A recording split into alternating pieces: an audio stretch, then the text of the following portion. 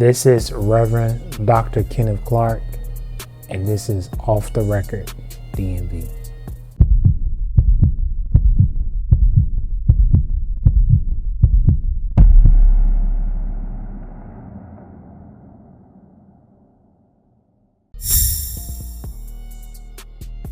Thank you for being here. Thank you for having me. So tell us, how was it growing up for you? So being in foster care was definitely a very trial and tribulation experience. I went through a lot of abuse, verbal, physical, mental, and even spiritual abuse. On the abuse part, what a lot of people don't recognize is that mental abuse is just as impactful as physical abuse. So when you're told, God made a mistake when He allowed you to be born, or when you're told different things, you're ugly. Or I remember not going to the doctor, physically not going to the doctor.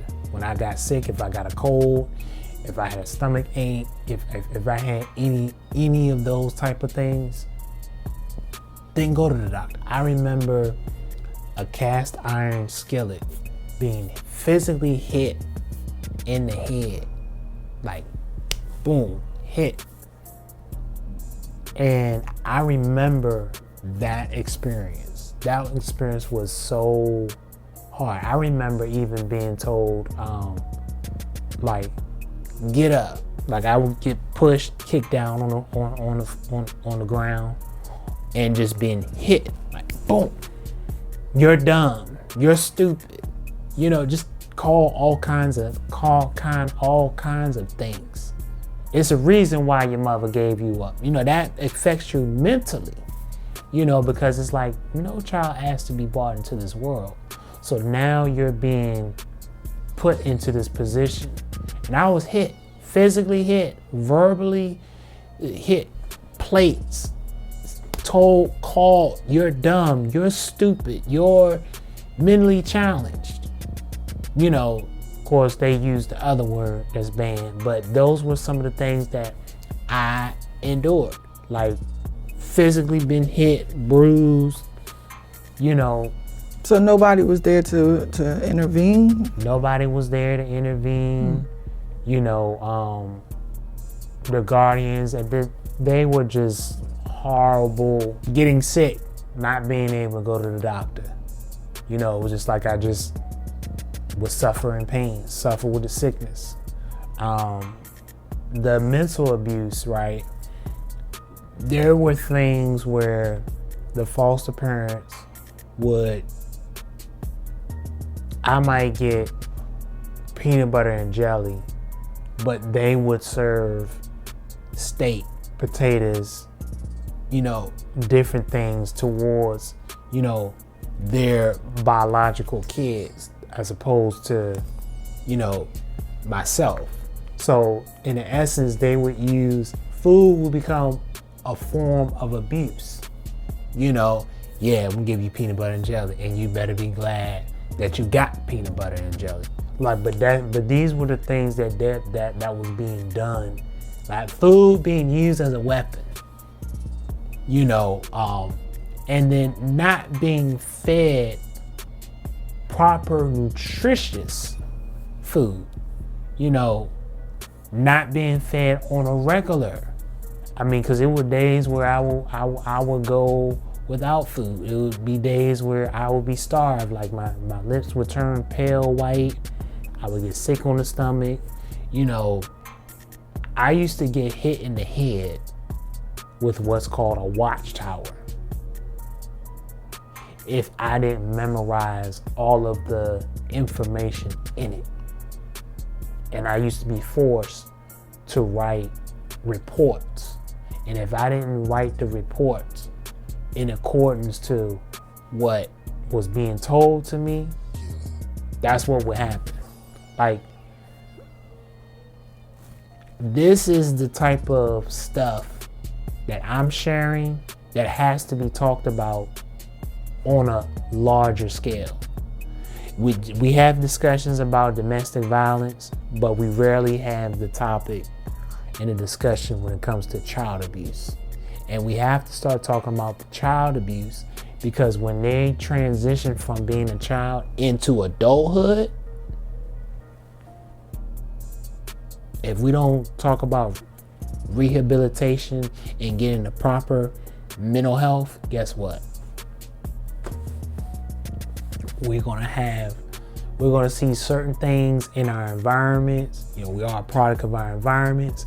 And if, the African proverb says, if the child is not nurtured, the child will what? Burn down the village. And so we've got to start talking about nurturing the children with rehabilitation, so that way when they transition into adulthood, now we're raising healthy adults as opposed to raising broken hearted individuals. So would you say that's why you have so much empathy for people and compassion? Oh yeah. Because of what you went through? Because of what I went through. I don't want a child, I want that. We need safe spaces for healthy conversations for individuals that have experienced child abuse. And we don't need individuals to, when they start talking about the abuse that they experienced as a child under foster care, nobody needs to come in and say, well, all foster parents are not like that. We're not talking about that. We're not talking about the ones that's not causing harm. That don't even need to be up for discussion. We need to have safety nets, the same way we have other conversations about other topics, and we don't bring in little dappers or little things to try to hush them. Because what I've been finding is that I've talked to men, talked to young men. I'm 38 years of age. It's hard for individuals to open up when they don't feel that their voice is heard. And when a person doesn't feel their voice is not heard, they're not able to be at their full 100% full potential. So that's why I advocate. I fight hard. I'm saying we need legislation change. We need to change how we do things. We need to get more social workers. We need to get more people to be involved so that we can retrain and we can relearn and unlearn some things. Yes, people will say, well, do you think the system is broken and it separates families? And to be honest with you, if you are physically causing harm to a child and you are not in a position mentally to be able to raise that child, I think it might be best that there be other avenues set up so that child is no longer experiencing that physical harm. And I know it's a hard conversation to have, but we gotta have it. We gotta get real with it and deal with it. To double back on the foster parents now, were there any allegations or anything brought against them for the abuse that they did to you? I remember one time leaving, ran away, and unfortunately I was brought back and nobody did any investigation. Nobody did anything. And it was even at that time, it was told, well, whatever you experience, you say you experienced, you deserved it. You probably put yourself in the position to experience. And I want to say this for anybody that may be watching this. If you're a child and you experience abuse, you did not deserve to experience that abuse. You're a child. Children are innocent. Yes, they may have behaviors. Yes, they may do certain things. Yes, they may behave a certain way, but nobody deserves to experience abuse. Period. Things didn't change and transition for me until I was no longer living with them. I was independently living on my own. So learning how to navigate, learning how to do things independently of my own, going to counseling, getting therapy to kind of rehabilitate the mind and be able to learn a new way, a new pattern of living.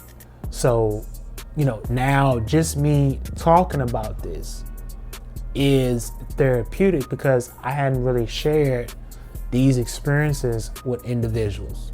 So when people see me, advocating, or they see me doing advocacy, it's not just because I just have nothing else better to do.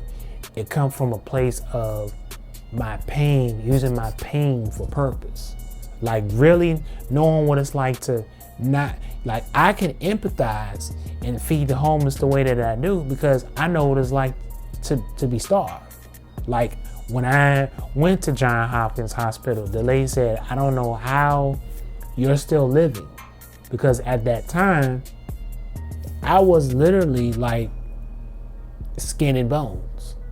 And to be in a position to be able to still be alive at that current time, nah, So I don't just advocate or talk about or have the discussions about abuse, child abuse, for the sake of he just got something he want to say. No, I've lived this. I've experienced this firsthand.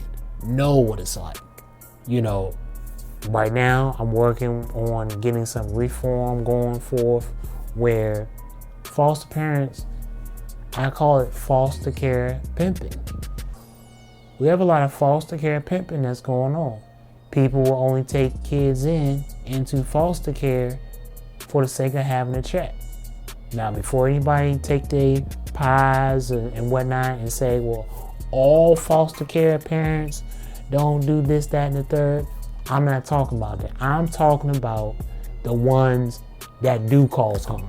Because there's a lot of foster parents out here that's taking kids in and they only doing it for the sake of the check. And that's why I'm advocating and pushing so hard. We gotta have foster care reform to make sure that we have some checks and balances put into place to whereas by one of the things I'm working on is getting it set some type of policy and legislation that a certain percentage of what a foster care parent would get, that money is set aside into a bank account. So that way when that child gets a certain age, like 18 years of age for those states that recognize individuals as to be classified as legal adults at the age of 18, that now there's a safety net, that they're not just being put out onto the street as I was, for them to fend for themselves